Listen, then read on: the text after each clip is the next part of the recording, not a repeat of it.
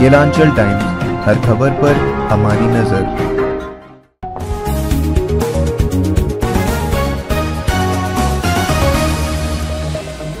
नमस्कार, स्वागत है आपका केलांचल टाइम्स में। मैं हूं आपके साथ वंदना। पंचायत ने परिवर्तन का मूड बना लिया है। अब पंचायती राज सुधरेगा। बिहार में पंचायत चुनाव का बिगुल बज चुका है। राज्य चुनाव आयोग ने अधिसूचना जारी कर दिया है। 24 सितंबर से चुनाव शुरू होने वाले हैं। कुल 11 चरणों में चुनाव होंगे। बात करें प्रत्याशियों की तो अपने सहयोगियों के साथ वो ग्रामीणों को अपने कामों और वायदों से लुभाने में कोई कसर नहीं छोड़ रहे हैं। और इसी सिलसिले में इस वक्त हम हैं जिला मुंगेर के विहवा पंचायत में, जहां पर हमारे साथ में है भावी मुख्य प्रत्याशी वंदना कुमारी और उनके साथ में है उनके प्रतिनिधि पुरुषोत्तम सिंह। तो आइए से बातचीत कर जानते हैं कि अगर वो मुखिया बन जाते हैं तो उनकी क्या क्या योजनाएं हैं पंचायत के विकास के लिए, साथ में वो किन किन अपनी योजनाओं के साथ में इस चुनाव में उतरे हैं। देखते हैं इस खास रिपोर्ट में। सर, आपके चुनाव लड़ने का क्या उद्देश्य है? मेरा उद्देश्य है कि जो भी हमारे माननीय मुख्यमंत्री नीतीश कुमार का जमीनी काम 7 निश्चय का हो रहा है, जिसमें कोई गड़बड़ी चल रही है, वो हर गरीब के घर तक उसका अधिकार पहुंच जाए। जो कि अभी बहुत बिचौलियों के माध्यम से गड़बड़ी होती है, उसको मेरा उद्देश्य है उसको दूर करना।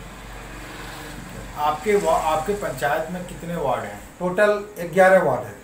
इन 11 वार्ड में क्या क्या समस्या होगी?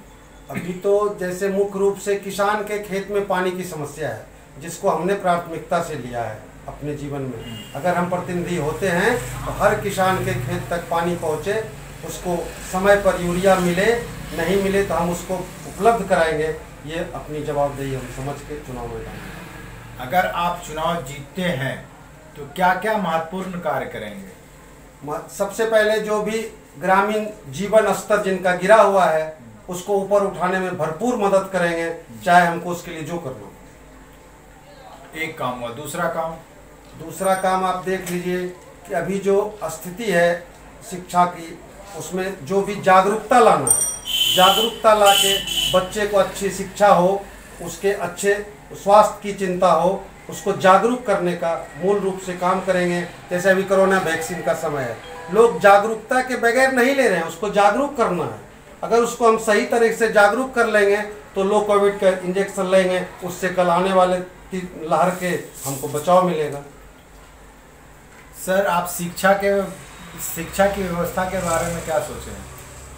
हर वार्ड पर जो पहली प्राथमिकता है कि आंगनवाड़ी केंद्र जो चलता है वो सुचारू रूप से चले, उसमें जो बच्चे आते हैं उसको सही आहार मिले, सही कपड़ा मिले, उसको मैं गंभीरता से देखूंगा। उसके बाद ऊपर चले जाइए, जो भी प्राथमिक विद्यालय है जहाँ सिर्फ खाना पूर्ति होती है, उसमें जागरूकता भर के वहाँ पर बच्चे जाएं और अच्छी शिक्षा ग्रहण करके आगे जाएं।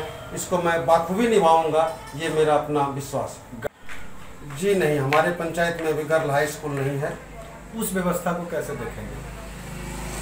उस व्यवस्था के लिए हम प्रयास कर सकते हैं सर, चूँकि हमारे तारापुर अनुमंडल में जो अनुमंडल है उसमें अभी भी कोई भी गर्ल्स हाई स्कूल मान्यता प्राप्त नहीं है। ये एक बड़ा ज्वलंत मुद्दा है, इसको हम लोग कितनी गंभीरता से ले सकते हैं आपके सामने सिर्फ बोल देने से नहीं होगा। उप स्वास्थ्य केंद्र की व्यवस्था है? उप स्वास्थ्य मेरे गांव में है, उसमें नियमित रूप से सेविका आती हैं, वहाँ पर बच्चे जाते हैं, मतलब जो भी जिसको भी फर्स्ट एड लेना हो, और सबकी भी सुविधा है मेरे गांव में, वहाँ लोग जाते हैं, अच्छी व्यवस्था है और उनको भी हम लोग अपने स्तर से उस समय बनवाए। युवाओं के लिए खेलकूद की व्यवस्था है? खेलकूद की व्यवस्था में हमारे गांव में मैदान नहीं है, उसका अभाव है।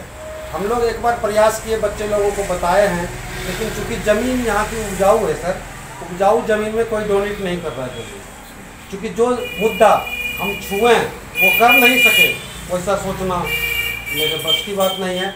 अगर परमात्मा ने उस तरह का कोई शक्ति दिया और उस तरह के कोई जमीन की व्यवस्था हुई तो मैं अच्छे से अच्छे खेल मैदान बनाने का प्रयास करूँगा। सब एक बात आप ये बताएं, इतना काम आप करेंगे, सड़क नाली गली आपके पंचायत में हर जगह है, हर वार्ड में है? सड़क की जो व्यवस्था है गांव में तो है, लेकिन अभी क्या है उसमें थोड़ा सा अतिक्रमण का एक बहुत बड़ा मारा मारी है। आप भी गए होइएगा, अभी जिस वार्ड में जाते होइएगा, जिस गांव में जाते होइएगा, तो वहाँ पर लोग ना उसका रख रखाव मेंटेनेंस नहीं कर रहा है। उसमें भी सबसे ज़्यादा जरूरी है श्रीमान कि वहाँ घर वाले को जागरूक कर देना। सिर्फ उस घर का आदमी जागरूक हो जाए तो कोई भी रोड अभी पीसीसी होने से नहीं बचा है। सरकार पूरा एक्टिव रही है, चाहे पंचायत स्तर हो, 20 साल से पंचायती राज चल रहा है, नाली बन रहा है, टूट रहा है, तो मेंटेनेंस का प्रॉब्लम है। तो जो भी कमी होगी उसमें तो उसको पूरा करने का प्रयास करो। अगर आप चुनाव जीतते हैं तो क्या जात पात की राजनीति करेंगे? नहीं, जात पात की राजनीति हम लोग बचपन से नहीं किए हैं, ना उसमें पढ़ेंगे। अमीरी गरीबी में कोई भेदभाव? अमीरी गरीबी तो कोई भेदभाव का चीज ही नहीं है। और हम बता, जात तो लोग जन्म से होता है, और अगर आपका कर्म का पर्दा उस पर डाल दीजिए तो वो ढक जाता है। और हम लोग कर्म योगी हैं, जात योगी नहीं, काम में विश्वास नहीं। हम कुछ ऐसा करना चाहते हैं आने वाले समय में जो कि लोग कहे कि एक बार अगर बदलाव हुआ तो उसमें कुछ दिखा। इस बार आप जनता से क्या अपील करना चाहेंगे? जनता से अपील करते हैं कि हम पिछले बार थोड़ी सी मान ली हमारी ही कुछ गलती हुई हो जिस कारण से हम चुनाव नहीं जीत सके। हमारी पुनः उन लोगों से अनुरोध है कि हमने फिर 5 साल तैयारी किया है, इस बार फिर हम आ रहे हैं मैदान में। अगर आप लोग, जनता जनार्दन होती है, अगर सब लोगों ने सहयोग दिया तो सबको हमने सर्वमान्य रूप से सबका मान रखेंगे और किसी का भी सर झुकने नहीं देंगे। जो भी सरकार की सुविधा पंचायत के लिए आती है ब्लॉक से, मैं उनके घर तक मैं अपने से पहुंचवा दूंगा, उनको ब्लॉक का चक्कर नहीं लगाना पड़ेगा।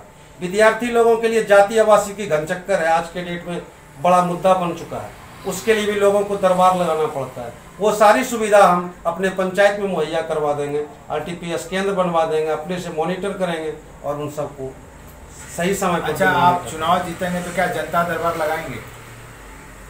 जनता दरबार के लिए सर अभी हम नहीं सोच रहे, क्योंकि हम लोग खुद जनता में जाते हैं। उनको अगर आप अपने पास बुलाने लगेंगे, ये पंचायत है, छोटा फॉर्मेट है, छोटा फॉर्मेट में आपको जाना चाहिए। जैसे आप अभी वोट मांगने जाते हैं वैसे आपको जाके उस वार्ड की समस्या समझनी चाहिए कि वहाँ क्या समस्या। अगर आप उसको अपने पास बुलाते हैं तो ये मैं मानता हूँ कि ये मेरे लिए नहीं सही है, मैं जाके देख लूँगा।